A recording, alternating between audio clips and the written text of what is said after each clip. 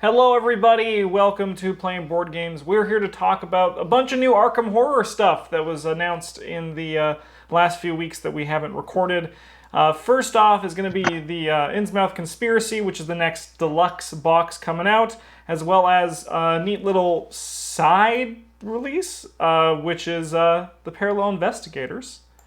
So let's just look at the cover. Oh my god, there's deep ones. We finally did it, folks. We're in INNSMOUTH. This is not really a surprise. We all knew this was coming, but it's great to be here. Yeah, it was a matter of when, not if. Yeah, yeah. The pitch for the theme of it is that we wake up in INNSMOUTH with amnesia. It's going to be a good time. The biggest thing that it introduces is these new blessing and curse tokens, which we have some things to say about that Travis and I briefly touched on. But first, let's talk about what they do. When you draw them, if you draw a blessed token, you get +2, and then you draw another token. If you get the curse one, you get -2 and draw another token. So basically, it just is just like a cascading token from the token pool. It doesn't go back in when you draw it. It is discarded. That's not in my description I wrote here, but that's what it said on the page. Sister Mary interacts with them a lot. She has, during setup, you're going to add 2 blessed tokens to the bag, and when the round ends, you add 1 blessed token to the chaos bag. And the effect is, if you your Elder Sign effect, the blue token is +1. If you succeed, add 1 blessing token to the chaos bag. So she is blessed like crazy. What are the general thoughts that you guys have on these blessed and cursed tokens? Well, Bryn and I actually talked about it briefly, like last week or the week before, whenever they first got spoiled. And I think some of the biggest points we noticed were they suck for people who have custom chit bags. Because you have to buy more chits now. Other than that, like they're a pretty okay, good mechanic. I think the only like real downside we saw was like there is a lot of it was kind of fiddly potentially. Yeah, it's kind of like in the later stages of Arkham Horror, the board game, where just there were tokens on tokens on tokens, right? I think they'll play well. I think they're going to play fine, right? And I'm not surprised to see a blessed and cursed mechanic in the game. That's kind of also just across all of Arkham. But yeah, there was no way they weren't going to do that, right? Exactly, yeah. I agree with Travis. Even like if you have coin protectors to protect your tokens, you're like, I gotta go get a bunch more coin protectors, and then now I have to have storage for all these tokens that need to be on standby in coin protectors. The worst part is like you might not even actually use them. Yeah, yeah. Well, if they turn out to be bad. It's interesting to see like if it's just gonna be for INNSMOUTH, right? Or if they're just like, because if it's released with this deluxe set. That's the kind of the problem when you have the games released with components that are in expansion sets. They probably can't be in the next expansion set unless they want to print more, which they might, right? They might, but this also just might be one of those things that we only see for a little bit of time, right? I mean, like even if if you have like half the cards in each pack for the entire INNSMOUTH cycle, and then like whatever you get in return INNSMOUTH, that's a pretty sizable amount of cards anyway. I guess I was referring more to the curse ones, because there's going to be I imagine there are going to be player cards that add curse tokens for a good effect, like the Doom stuff from Lord of the Rings, right? Which will be cool. I'm interested to see the design on those cards. We do have some cards that actually will have these, so let's get on to them. First, though, we actually have Sister Mary's. Let's still talk about her. Do we have any general thoughts on her before we go to the other side of the card? Because I can go back, because she seems kind of... She's playing with the new mechanic. I don't know what more else to say, right? I think she's going to be very powerful. Yeah. Having access to Guardian cards to deal with monsters, as well as Mystic cards like Deny Existence and Ward of Protection to protect you from scary treacheries, which are typically like things you don't want to deal. Like she's actually got a great stat line too with 4 brain and 3 foot. She can she's punch like a motherfucker. Yeah, she's very insulated from the treacheries in the deck, which is something that blue characters usually struggle a little bit with. Her 3 punch is like a little bit meh, but yeah, it's a little anemic for fighting. Yeah, you can fix that. Yeah, like you can lean on shriveling and wither or whatever until with her 4 brain until you get enough experience for actual good guardian things. Mm-hmm. Yeah, or even just like running B cop and like buying Ace of Swords real quick. I understand that she's a blue character, so her fist should be high, but I just like seeing a ripped Sister Mary. She's here to do one thing. Yeah. And it's punch ghouls in the name of God. Yeah, she also might be the first blue character who might ever want to spend 5 XP on the armor of Ardennis. Yeah. That might be neat. Yeah, so Still she got has a 5 pretty hearts. simple deck building restrictions. It's just Yeah, blue but then you purple. can't play your flamethrower, Bryn. Yeah, but that's okay. What do Really? you need Is it to really purge okay? the heretic with fire? Yeah, hell yeah. Her weakness card is Crisis of Faith. For each blessing token on the Chaos bag, you must either replace it with a curse token or take 1 horror. This kind of goes with what Travis was saying, how it's a little bit fiddly, like having to pour out your whole token bag and like count it. But it only probably is going to happen once every 2 games, right? Depending on how much she draws through her deck. Yeah.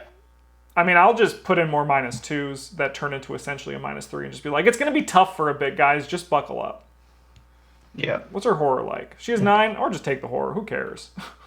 One more thing about her, she might actually, because of her being able to put blessed tokens in so easily, and that's probably going to be a big theme with the Guardian cards in the set, maybe she's the character that gets to use Shotgun really good.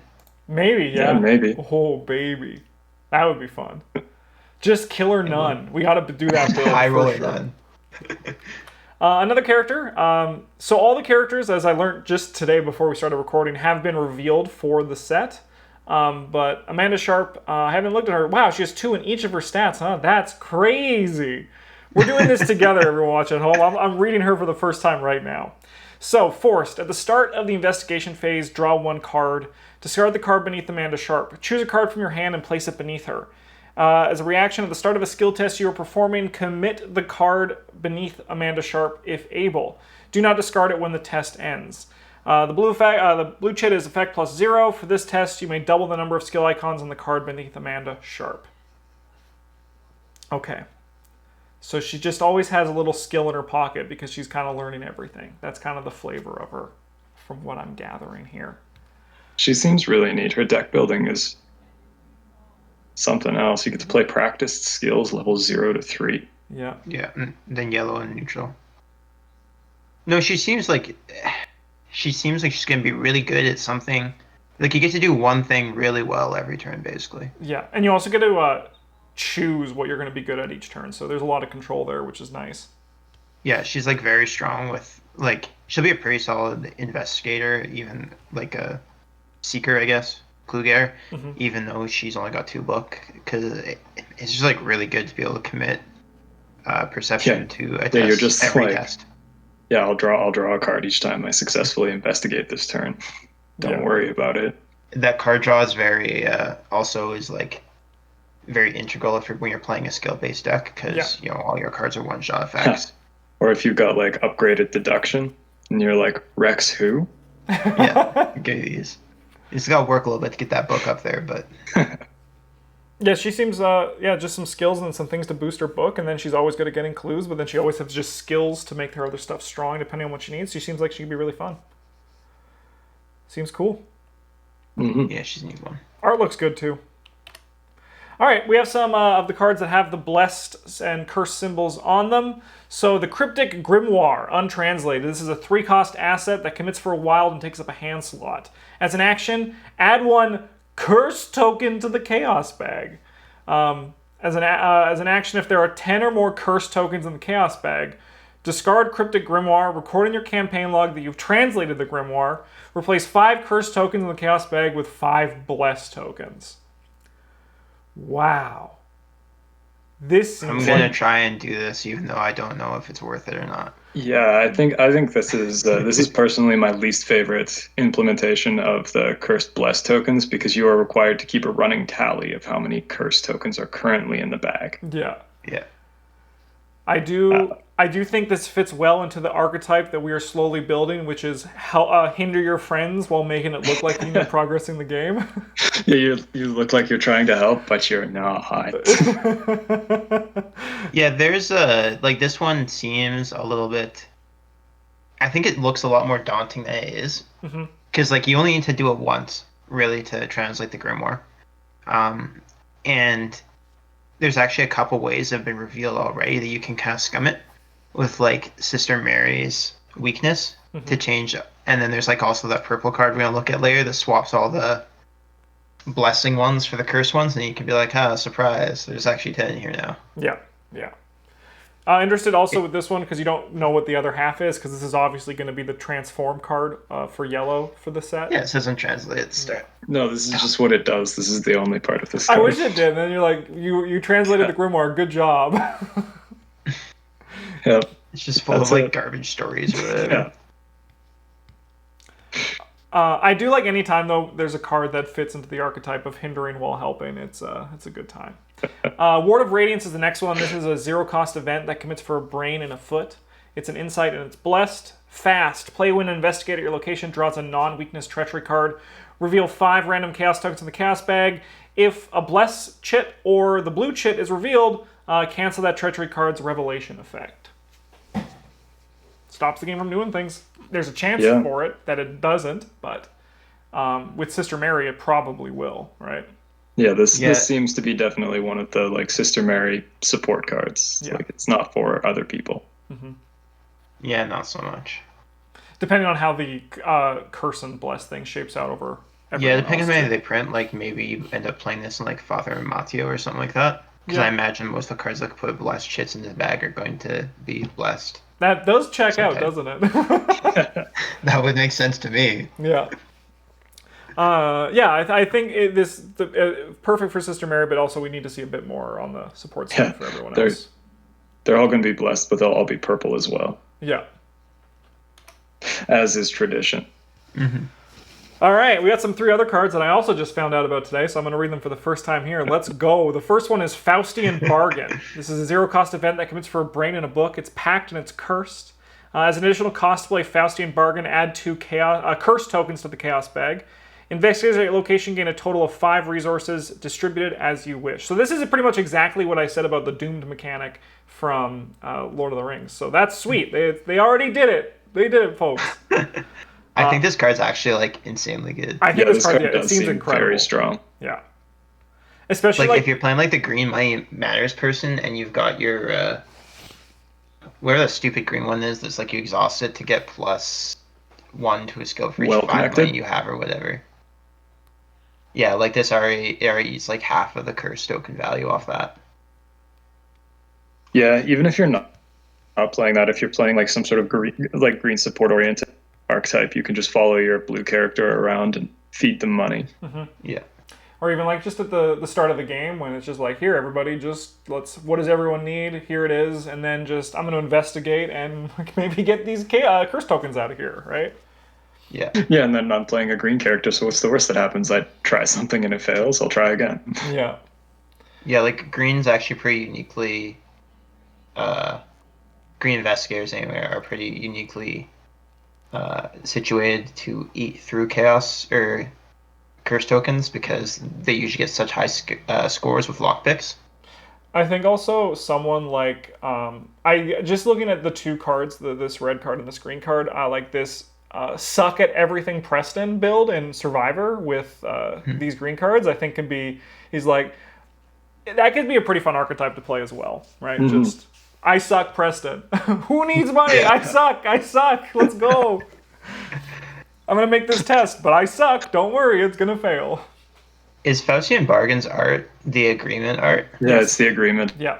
Art. Why does it have an elder sign at the bottom? That doesn't seem like the sort of thing that like demons or like Red Glove Man would be offering to you. But well, it's kind of Red Glove Man would be. Red Glove Man is like an Eldritch Sign guy, right? Like he's got Eldritch Sign cufflinks and stuff, right? He's kind of unknown what he is. It's a little bit wibbly wobbly everywhere, but he's like signed this, and we're like, okay. I never seen the art with his face so visible, and I'm like, can his face be a little less visible, please? But that's just me. Next up, we got Predestined. This is a fortune-blessed skill that commits for nothing. However, max 1 committed per skill test. You may commit Predestined to any type of test. If this test fails, either add 2 blessed tokens to the chaos bag or remove 2 curse tokens from the chaos bag. This card is sick. This is just another red card that you get to commit to something and draw the blue token. This goes, I think, with the idea of like the new thing for Red is that they suck, but they're gonna do good when they suck, and they're really embracing that right now in the design space. So Yeah, this card's cool. It's got really nice art, nice purples. yeah, the art's great. I don't know. I'll have to see it in practice, and once again, how relevant these tokens are. Yeah, I have nothing else to say about it. I'm gonna go on to. Yeah, you can also just play this to troll your teammate who's trying to translate their cursed grimoire. I'll spend 3 They're actions I'm on to 8 put and you're these like, in no. Tides of Fate is a 1-cost mystic card. It's an event, commits for a wild. It's a spell and it's blessed. Fast play during any lightning bolt window or at the start of the round. Replace all cursed tokens in the chaos bag with an equal number of blessed tokens. At the end of the round, replace all blessed tokens in the chaos bag with an equal number of cursed tokens. Yeah, this was the card that I saw that made me go like, maybe I'm not going to enjoy digging through the chaos bag every round to exchange tokens or whatever. Mm-hmm. Yeah, I think that's fair. I don't know if this card is... It doesn't seem that great. Because... It's good if you're trying to translate the grimoire. Yeah, exactly. Yeah, it's very good for that. That is true. But like just from outside of it, like even just... it just seems kind of soft of an effect. Like, I think this card is also kind of for like the Dexter Drake archetype, kind of. Where, like, if green gets a lot more cards, they'll let you get large advantages. Yeah, they at get the more risk of of putting chaos tokens shit. in the bag. Like, you can you put a bunch of curse tokens in the bag, you play your Tides of Fate, and then you just like have 3 insane actions or whatever, and spend all your resources on doing tests good. Mm-hmm. Yeah. I don't know. I think with these blessed and cursed, it's going to be hard to see until we actually get our hands on the cards and play with them. Yeah. Okay, before we go on to this next slide, so the other spelled investigators were Trish Scarborough, Dexter Drake, and Silas Marsh. And we know Silas and Dexter because they're both in books, but we don't know Trish's ability, right? Or am I crazy? No, we don't know anything about her other than she's green. She's supposed to be like green and like yellow. She's supposed to be like 0 to 5 green deck building and 0 to 2 yellow. Like, of course, the investigator. Mm-hmm. Cool. All right. But no Charlie Kane, but I'm still on watch. maybe one day. I have a candle lit on my front step that I light. I make sure it's lit 24 hours until he's revealed. So maybe next year, Justin. Yeah, I'm waiting. We have some of the encounter cards and treachery cards we're just going to talk about briefly. These are a little less exciting from deck building, so we'll just cover them quickly. INNSMOUTH Look, it has to be here. Curse and Terror. Revelation put into play in your threat area. You get -1 book, -1 sanity, and you gain the Deep One trait. As an action, test Bryn 3. If you succeed, discard INNSMOUTH Look. I think How could you say these are less exciting? Look at that guy's face in the art. Oh no, I'm a fish. Oh no. One thing I really like about this card, just from like the long lineage of Arkham Horror, is the -1 sanity, which is what Cthulhu did to you in the Arkham Horror 2nd edition.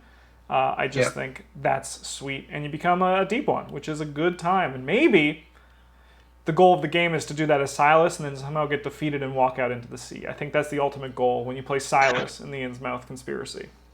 I bet there'll be like a scenario that's like if you have the INNSMOUTH Look at the end of it, you're defeated or whatever. Definitely, there has to be. There's got to be. Yeah. I do think, or other thing to note is this card's a direct mirror of the Curse of Yeager, I think it's called. Yeah. Mixed into a snake. I imagine this one will be a -1 bit more menacing than being into a snake, because when we're a snake, we're like, oh, I'm a snake. I hope so. Snake was like a little bit whatever, but... Yeah. We also have Memory of Oblivion. This is Revelation. Test Bryn 4 or Book 4. If you reveal a squid token during this test, you automatically fail. For each point you fail by, choose and discard 1 card from your hand. Yeah. It's kind of neat. Yeah. Can be kind of tough. I like how there's another autofail. Excited to see a campaign that focuses more around hopefully like cultist tokens and squid tokens as opposed to the previous ones, which always had lots of skulls. Yep. Yeah, I think squid token's going to be big in this cycle, which is exciting. I have high hopes for this cycle. I've enjoyed the Dream Eater ones was really good. I didn't like the mechanic of having 2 separate decks go through it. Overall, it's just a bit much for me. So I'm very excited for this one. I feel like this is one of the closest one to bring me back to that feeling of what I know from the lore and like when we went to Carcosa. I feel like this is the one where I'm like, all right, they're going to hit the notes I want in this one. I think you'll feel better about the 2 decks thing once we play it, like, I think over that's the course fair. of 10 months. I do think that's fair as well. It could just be because we had to also stop playing Arkham Horror because of it, right? Yeah, it was very stifling to deck building. Yeah. Yeah, it's sort of like we could play again, but like I've got yellow cards that I'm not using. Yeah, I think if we could like sit down and like play it out over a month, you would feel a lot better about it. I think so too. I think that is a fair assessment, and we'll find out what I think. Stay tuned for our review videos when we talk about the whole. Speaking of hopes for this cycle, though, who do you think is going to be our resident old one? I think it's going to be Dagon for the majority of it, with a hint of Cthulhu at the end. They're going to save Cthulhu more also for like something else. I think it's going to be Dagon though. I think it'll be Dagon too. I wouldn't be surprised if we get like Agents of Cthulhu somewhere in the cycle, but I think it'll be Dagon as our old one. I hope it is. Dagon doesn't get enough love. I think it's Dagon, and then I think it's going to be like what am I trying to say? Circle Undone, where the majority of the time you're against the Lodge and the witches. And it's Azathoth. And then it's Azathoth at the end. I think it's going to be like that, and you go to Ryla at the last one. That's what I'm thinking. Yeah, I can see that. I kind of hope not, though. I do hope it's more like Dagon focused. Like, there's so many other stories that are like better for Cthulhu. I agree. But okay, we have a few more. Fish Graveyard. Yummy. This is location. This also is going to be talking about another new mechanic that's exclusive to this. Forced, after you end your turn at Fish Graveyard, if you do not control a key, take 1 horror. As a lightning bolt, if there are no clues on Fish Graveyard and you control the red key, inside a pile of half-rotted fish guts, you find a strange figurine the red key fits into perfectly. Read Flashback 3 in the campaign guide. It's kind of neat. Yeah, so it's providing the keys and flood tokens, which are another thing for the designer to work with to play. It's not going to do too much like mechanic-wise. It's just another marker for them to check and tell stories. Yeah. I do wish, looking back, and I'm sure the designer wishes it too, that they had some sort of additional token that came in the base game that they could have worked with, because now that they're doing this here, they're like, I wish we had a little bit more to, like, just some sort of like, like what are the tokens in Eldritch Horror? The squids? Yeah, the squid tokens, yeah. Eldritch tokens, I think they're called, maybe? Yeah, just like some sort of another marker. Thing token. Yeah. But I mean, more things to play with. I think it's going to be cool. And then we just have there's the fully flooded locations, so just markers for your locations as well, which I think is going to be pretty cool and thematic and a neat way of going about it. And look at that fish on Awakening. He's scary. Okay, that's the end of INNSMOUTH Conspiracy. The other thing we have to talk about are the parallel investigators. So these are print and play investigators that are released currently right now on the Fantasy Flight website. It's parallel cards for Daisy Walker, as well as a brief, a single scenario for Daisy Walker themed around her. And I'm going to open that up as we talk. But first off, can I have one of you guys read? Travis, why don't you read the ability on the new Daisy Walker while I get the relevant thing up here? Yeah, so the difference between New Daisy and the old one is she has 7 base sanity instead of 9, and she has 1 base willpower instead of 3. And then she gets +1 willpower and +1 sanity for each tome asset you control. And then instead of her free tome action every turn, as a lightning bolt, 1 at a time you can resolve an action ability on each tome asset you control, ignoring the action cost, limit once per game. And then her star effect also changes. It's fairly irrelevant, but it's +1. You can return a tome asset from your discard pile of your hand instead of drawing cards for tomes. So like she scales better, and she can have like 1 big turn, but she's less consistently good. Yeah, I think her star effect is much better though. Her star effect is much better, but I think the rest of the card in general is weaker. I think that might be kind of the point for these ones, is to make it a harder character but exploring a different idea of their theme. That's what I'm grasping from looking at stuff anyway. Yeah, it's kind of neat. There's some characters I think are like a little bit boring that could use a little bit of a facelift, and this gives them an option to do that, and like provides a deck building challenge to try and leverage that. Like this Daisy could be more powerful than the core set one, but I do like how it looks. I can't say if this is correct or not, but they just took the name bar and the stat bar and pressed Control I to inverted the colors, and I just think that's... it does look really good. It looks good. It looks great. And deck building restrictions have also changed. Yes. I have that up here as well. So now she can include tome cards level 0 to 5, so she can use books from other classes. Secret cards 0 to 3. Neutral cards 0 to 5, up to 5 other level 0 Guardian and or Mystic cards. Whoa. Up to 5 other level 0 or Mystic cards. Thank you. So this is like significantly worse than her regular deck building, I think. I actually looked at this before. Like, having access to Guardian level 0 cards is like okay. But I think most of the Mystic level 0 cards are just better for the most part. Secret cards level 0 to 3 is like... most of the really strong secret cards are typically at lower levels too, so you're not missing out too much, especially since you can still play Noptic manuscripts. But I looked at the tomes that she gets access to now before we started this, and these deck building restrictions, despite cutting her off from Seeker level 0 to or level 4 and 5 cards, and cutting her off from having an unlimited number of Mystic cards level 0 to 2, she only gets access to Book of Shadows level 3, the purple upgraded Scroll of Secrets, and the unreleased Grimm's Fairy Tales from the Stella deck. So what you're saying is not too much more. She also What I'm gets saying Cryptic is Grimoire. they changed your deck building restrictions. That way you could feasibly play this expansion, or this standalone expansion, with just one core set. I do think that this is obviously for people who, I'm going to say people like us, who have played this game a lot and want to just try something new. And the fact that it's all free, I think, is awesome. They could have... I do wish that there was like a way I could pay for nice versions of the cards. I'm gonna go out on a bold prediction. When they get enough to print 60 cards, there will be. That's my prediction. That'd be nice. It'll be a way for them to, because they can just do it on print on demand at their own factory. But there's no way they'll print 6 cards and put it in a set, right? I think we'll need to see more once there's more of them, which I imagine the designer already has a good chunk of these made, right?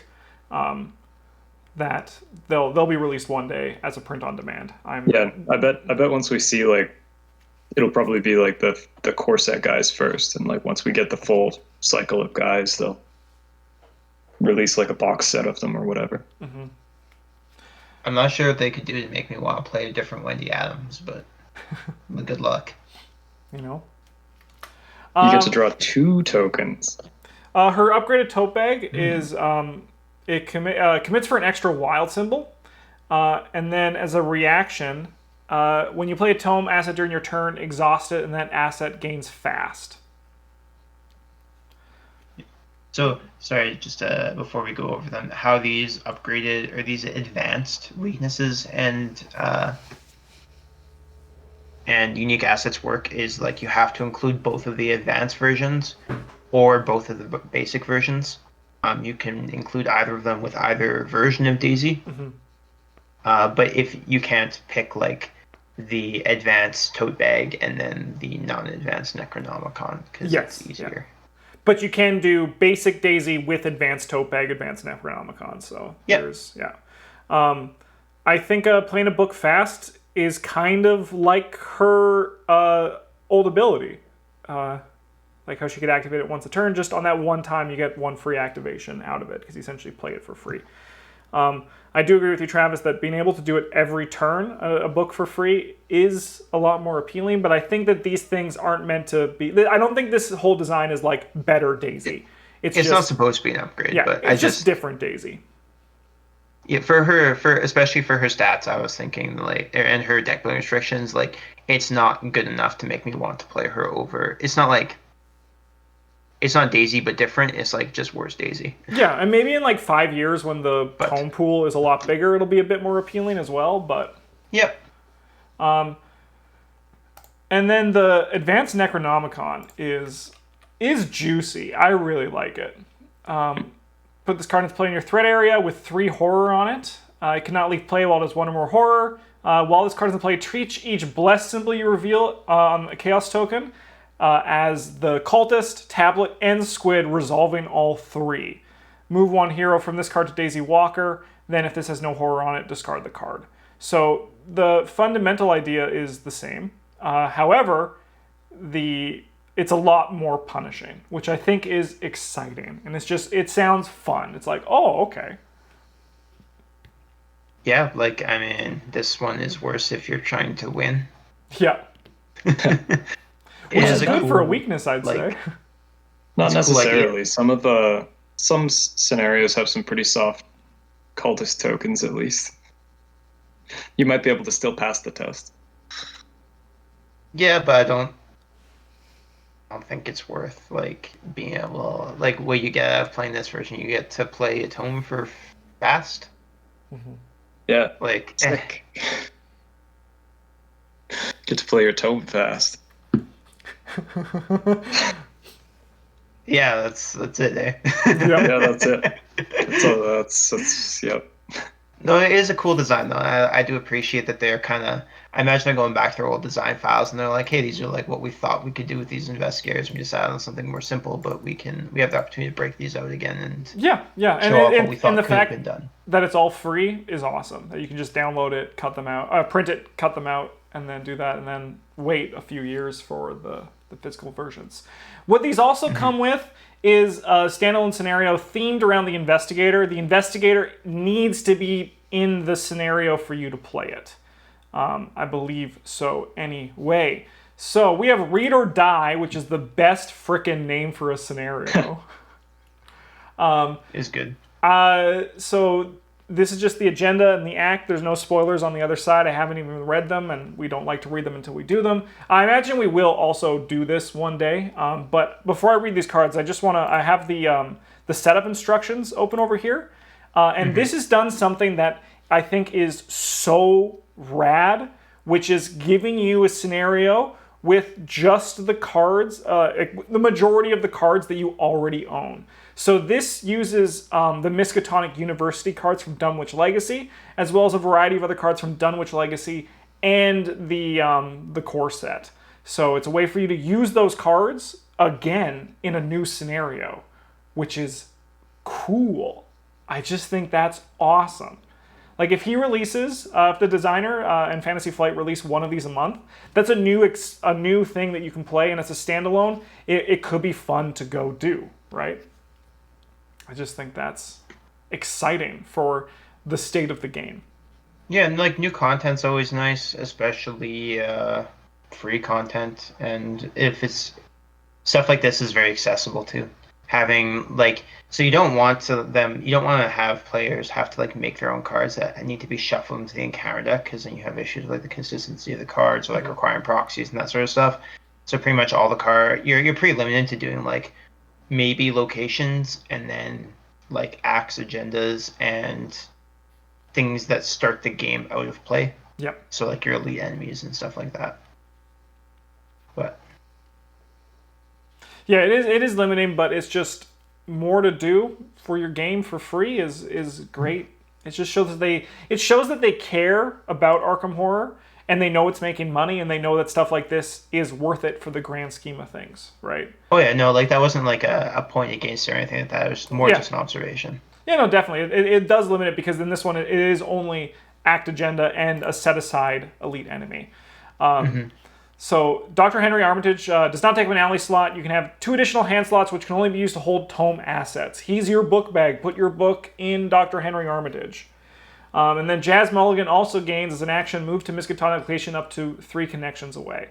So this is just taking cards that already exist and just doing more with them. The goal of the game is ignore all objectives in location. Lightning Bolt. If you are Daisy Walker, investigators at locations spend 1 investigator clues. Shuffle 1 face-down player card beneath this location into your deck. Objective, find a way to banish the namer of the dead before it's too late. And that big boy is a big boy. 2 attack, 3 health, 2 foot, but let's get to the exciting part. When the namer of the dead would be defeated, instead fully heal it, exhaust it, and move it to Ornn Library. As an action, if you are Daisy Walker and you control at least 4 non-weakness tome assets, parlay, test Brain 18. This gets -2 difficulty for each tome asset you control. If you succeed, advance the act. So it's just a nice, it's really simple. You just have to fight this. You have to get your books and then read or die. It's exactly as it says on the tin. That 18 looks scary, but like assuming you're playing with Parallel Daisy, it's actually not. It's like a Brain 10 test because you have to have 4 tome assets that are non-weaknesses. Yep. And then like you're also you have base 1, so it's kind of like you have to get up 9 points, and then you have 4 other tomes which have +4, so you only really need to get up like +5. Yeah. And then if you're wearing fine clothes, it's even easier. Yeah. Which you always should. Always bring fine clothes, because you never know when someone's going to steal them from you. You never know when you might need a second set of clothes. It's true. But yeah, it's nothing game changing. It's just cool. It's fun. It's new stuff. New content's always exciting. I think that's it. That's the end of our slideshow. That's the end of the video. That's how it goes. What do you guys think? All of our viewers, what do you think of INNSMOUTH Conspiracy, all the stuff we talked about today? Do you think what are your thoughts on... I'm most interested in the thoughts on the Blessed and Cursed chits, because I think that's obviously the newest, big, exciting part of this cycle. And what do you think of Parallel Investigators, and who do you... do you have any thoughts, predictions of what the new Parallel Investigators are going to be and what they're going to do? What's New Roland going to do? What's he going to do? Does he give up his investigating to start a farm? Is his new ability about growing crops? We're going to find out, won't we? Anyways, thanks for watching. Have a good one. And as always, GG's.